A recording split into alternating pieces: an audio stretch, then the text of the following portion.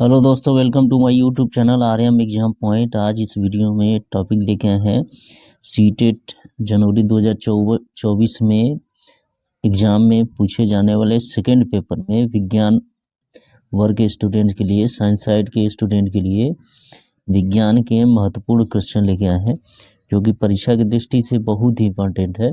इस वीडियो को देखना ना भूलें, अंत तक जरूर देखें। पहला इसमें क्वेश्चन है, निम्नलिखित में से कौन सा विकल्प स्वपोषियों के समूह को दर्शाता है? पहला है पालक, छत्रक, टमाटर, ईस्ट। दूसरा है तुलसी, शैवाल, अमरवेल, छत्रक। तीसरा है शैवाल, पालक, टमाटर, केला। शैवाल, अमरवेल, केला, आम। विकल्प स्वपोषियों के समूह को दर्शाता है, तो इसका सही ऑप्शन इसमें स्वपोषी कौन होगा? तो इसमें सी ऑप्शन इसका सही जाता है। पहला कौन होता है? सी में सभी स्वपोषियों का समूह है। दूसरा प्रश्न है, कौन सा कार्बोहाइड्रेट मोनोसैकेराइड है? सेलुलोज, मंड अर्थात स्टार्च, सुक्रोज, ग्लूकोज और सुक्रोज। तो मोनोसैकेराइड इसमें पहचान है, तो मोनोसैकेराइड इसमें ग्लूकोज है, तो सी ऑप्शन इसका सही होगा। नेक्स्ट रहते हैं तीसरा, मानव शरीर में अनिवार्य एमिनो अम्लों की संख्या है 15, 20, 21, 28। तो अनिवार्य एमिनो अम्लों की संख्या कितनी होती है मानव शरीर में? इसमें 20 होती है, यानी बी ऑप्शन इसका सही होगा, तीसरा का बी। चौथा आते हैं लघु पोषक पदार्थ। पोषक में दीर्घ पोषक पदार्थों से अधिक महत्वपूर्ण होते हैं। पोषण में दीर्घ पोषण पदार्थों से अधिक महत्वपूर्ण होते हैं। पोषण में दीर्घ पोषण पदार्थों जितने ही महत्वपूर्ण होते हैं, संवर्धन माध्यम में इनकी कमी का कोई हानिकारक प्रभाव पौधों को नहीं पड़ता है। तो लघु पोषक पदार्थों की कौन सी विशेषता होती है जो सही ऑप्शन इसमें मिलेगा? तो ये ऑप्शन होगा कि पोषण में दीर्घ पोषक पदार्थों से अधिक महत्वपूर्ण होते हैं। चौथा का ये होगा। नेक्स्ट आते हैं पांचवा प्रश्न, किस विटामिन की कमी से बेरी रोग होता है? B2, B1, B6, A। तो बेरी रोग जो होता है वह B1 की कमी से होता है, विटामिन B1 की कमी से, तो इसका ऑप्शन कौन होगा? बी सही होगा। छठवां है, एक 12 वर्षीय लड़का जिसका वजन 35 किलोग्राम है, उसके शरीर में लगभग 25 किलोग्राम जल होता है। इससे स्पष्ट है कि शरीर का प्रमुख जल है। इसके आधार पर निम्न में से कौन सा कथन स्पष्ट होता है? शरीर का लगभग 2/3 भाग जल है। शरीर में 60 से 75% जल होता है। वयस्क व्यक्ति के शरीर में जल की मात्रा कम होती है। कथन ए और बी दोनों सही है। कौन सा कथन स्पष्ट होता है इस वाक्यांश से? तो सही ऑप्शन इसका अच्छा का डी होता है कि कथन ए और बी दोनों स्पष्ट होते हैं। एक भाग दिया भिन्न में 2/3 और एक परसेंटेज में दे दिया है, तो छठवां का डी ऑप्शन सही होगा। फिर इसके बाद सातवें क्वेश्चन पाते हैं, भोजन को सुरक्षित रखने के लिए हम रेफ्रिजरेटर या आई बॉक्स आदि का प्रयोग करते हैं क्योंकि जीवाणु कम तापमान पर वृद्धि नहीं करते। खुली हवा में न रखे होने के कारण उन पर जीवाणु नहीं पहुंच पाते हैं।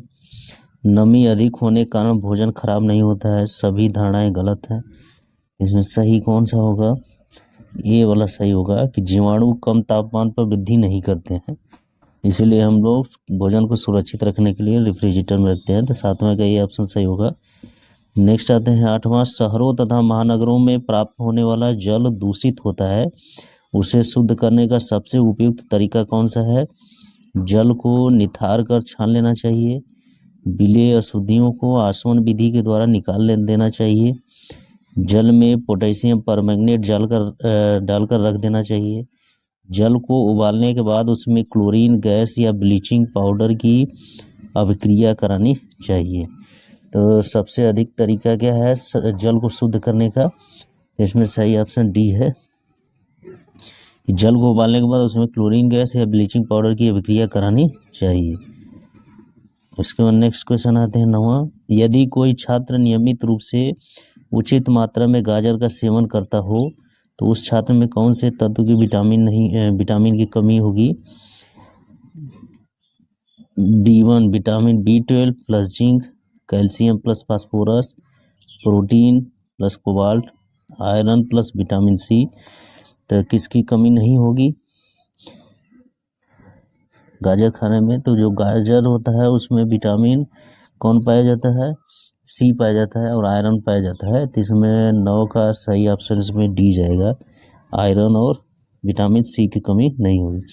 10वां है, दूषित जल पीने से कौन से रोग के जीवाणु हमारे शरीर में उत्पन्न होते हैं?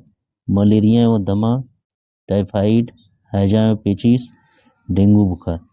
जो दूषित जल होता है उससे पीने से हमारे अंदर टाइफाइड के जीवाणु उत्पन्न हो जाते हैं।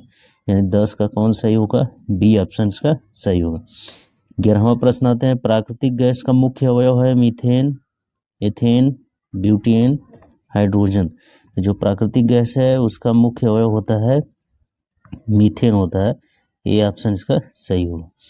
12, खदानों में अधिकांश विस्फोट होते हैं ऑक्सीजन के साथ नाइट्रोजन के मिश्रण से, एसिटिलीन के साथ ऑक्सीजन के मिश्रण से, हवा के साथ मीथेन के मिश्रण से, ईथन के साथ कार्बन डाइऑक्साइड के मिश्रण से। तो क्यों विस्फोट होता है खदानों में? तो इसका सही ऑप्शन रहता है हवा के साथ मीथेन के मिश्रण से विस्फोट होता है। 12 का सी आंसर सही होगा। इसके बाद आते हैं 13 प्रश्न, धान के खेतों में कौन सी गैस मुक्त होती है? CO2, CH4, H2S, NH3। तो कौन सी गैस उत्पन्न होती है? CH4 गैस उत्पन्न होती है। सड़े गले दलदले स्थानों पर मेथेन गैस CH4 उत्पन्न होती है। यानी 13 का कौन सही होगा? B answer.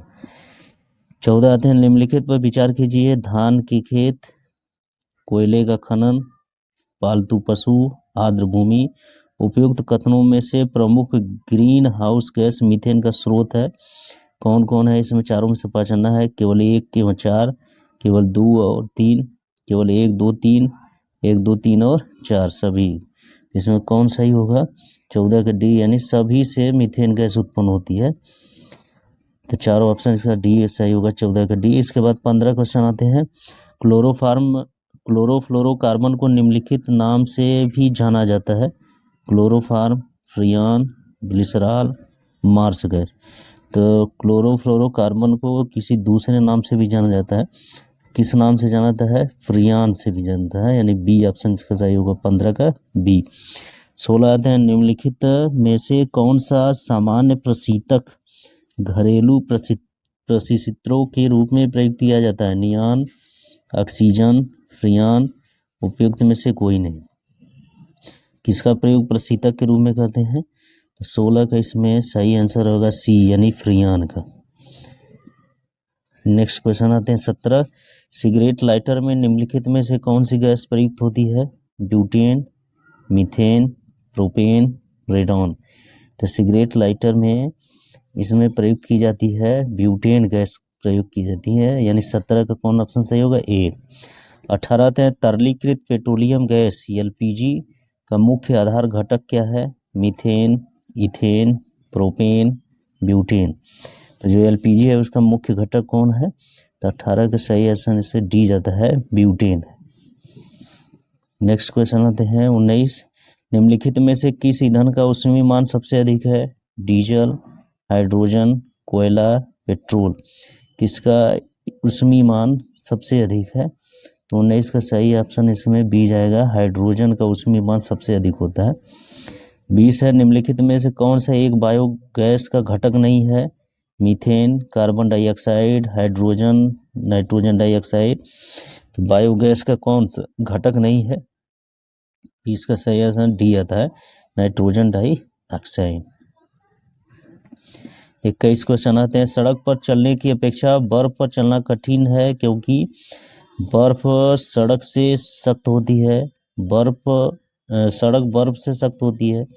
जब हम अपने पैर से धक्का देते हैं तो बर्फ कोई प्रतिक्रिया व्यक्त नहीं करती। बर्फ में सड़क की अपेक्षा घर्षण कम होता है। तो इसका सही आंसर आएगा डी, घर्षण बल के कारण ही चलना कठिन होता है। यानी डी ऑप्शन इसका सही होगा, बर्फ में सड़क की अपेक्षा घर्षण कम होता है। 22 है, सूर्य में निरंतर ऊर्जा का सृजन किस कारण होता है? नाभिकीय संलयन कारण, नाभिकीय विखंडन कारण, रेडियो सक्रियता, कृत्रिम रेडियो सक्रियता तो किसके कारण होता है? नाभिकीय संलयन के कारण होता है। 22 का इसमें ए आंसर सही होगा। हम नेक्स्ट आते हैं 23 प्रश्न। साबुन के बुलबुले के अंदर का दाब वायुमंडलीय दाब से अधिक होता है, वायुमंडलीय दाब से कम होता है, वायुमंडलीय दाब के बराबर होता है, वायुमंडलीय दाब का आधा होता है। तो सही आंसर कौन होगा इसमें? 23 का ये होगा, वायुमंडलीय दाब से अधिक होता है बुलबुले के अंदर का दाब। 23 का कौन सा होगा? ए। 24 आते हैं वायुमंडलीय वायु दाब मापी की रीडिंग में अचानक गिरावट इस बात का संकेत करता है कि मौसम स्थिर तथा शांत होगा, वर्षा युक्त होगा, ठंडा होगा, तूफानी होगा। तो कैसा होगा? तूफानी होगा, यानी डी ऑप्शन इसका सही होगा। 24 का डी। इसके बाद आते हैं 25वां। बर्फ के दो टुकड़ों को आपस में दबाने पर टुकड़े आपस में चिपक जाते हैं क्योंकि दाब अधिक होने से बर्फ का गलनांक घट जाता है, दाब अधिक होने से बर्फ का गलनांक बढ़ जाता है, दाब अधिक होने से बर्फ का गलनांक पहले घटता है फिर बढ़ता है, दाब व गलनांक में कोई संबंध नहीं है। तो ऐसा क्यों होता है कि दोनों टुकड़े चिपक जाते हैं इसमें? तो 25 का ए आंसर सही होगा कि दाब अधिक होने से बर्फ का गलनांक घट जाता है, इसीलिए दोनों टुकड़े क्या होते हैं? आपस में चिपक जाते हैं। तो 25 का कौन आंसर होगा? ए होगा। इसके बाद 26 आते हैं। हवाई जहाज से यात्रा करते समय पेन से स्याही निकलने वाली है, वायुदाब में कमी के कारण, वायुदाब में वृद्धि के कारण, स्याही के आयतन में वृद्धि के कारण, अत्यधिक भार के कारण। तो ऐसा क्यों होता है? तो इसमें सही आंसर आएगा, वायुदाब में कमी के कारण स्याही जो होती है पेन से निकलने वाली होती है। 27 समुद्र में प्लवन करते समय आइस वर्ग का कितना भाग समुद्र की सतह से ऊपर रहता है? 1/9, 1/10, 1/6, 1/4। तो सही आंसर इसका बी जाएगा, 1/10 भाग क्या होता है? ऊपर रहता है, समुद्र की सतह से ऊपर रहता है। 27 का बी आंसर सही होगा। फिर इसके बाद 28 पाते हैं। पानी का घनत्व अधिकतम होता है 100 डिग्री सेंटीग्रेड पर, 4 डिग्री सेंटीग्रेड पर, 0 डिग्री सेंटीग्रेड पर, -4 डिग्री सेंटीग्रेड पर। तो अधिकतम किस तापमान पर होता है? बी, यानी 4 डिग्री सेंटीग्रेड पर उसका घनत्व अधिकतम होता है। 29 है। वस्तु की मात्रा बदलने पर अपरिवर्तित रहेगा, आयतन, भार, द्रव्यमान, घनत्व। तो वस्तु की मात्रा बदलने पर कौन ऐसा है जो अपरिवर्तित रहता है, बदलता नहीं है? तो 29 का सही ऑप्शन इसका डी, यानी घनत्व में कोई परिवर्तन नहीं होता। तीसरा है, निम्नलिखित में से किसमें गतिज ऊर्जा नहीं है? चली हुई गोली, बहता हुआ पानी, चलता हथौड़ा, खींचा हुआ धनुष। किसमें गतिज ऊर्जा नहीं है? तो डी वाले में। इसमें स्थितिज ऊर्जा है खींचा हुआ धनुष में, और शेष तीनों में क्या है? गतिज ऊर्जा है। तो सही ऑप्शन इसका डी आएगा। तीसरा से हम लोग देखे 30 क्वेश्चन के बारे में डिस्कस किए, जो कि परीक्षा की दृष्टि से बहुत ही इम्पोर्टेंट है। सीटेट में कंटेस्ट बेस्ड जो क्वेश्चन आते हैं उनके लिए बहुत ही इम्पोर्टेंट है, और जो साइकोलॉजी के प्रश्न आते हैं वो अलग से विषय पर आधारित होते हैं। तो कंटेंट बेस्ड के क्वेश्चन के लिए इस वीडियो को देखना न भूलें। यदि ये वीडियो अच्छा लगे तो मेरे चैनल को सब्सक्राइब करें, वीडियो को लाइक शेयर करना न भूलें। Thank you.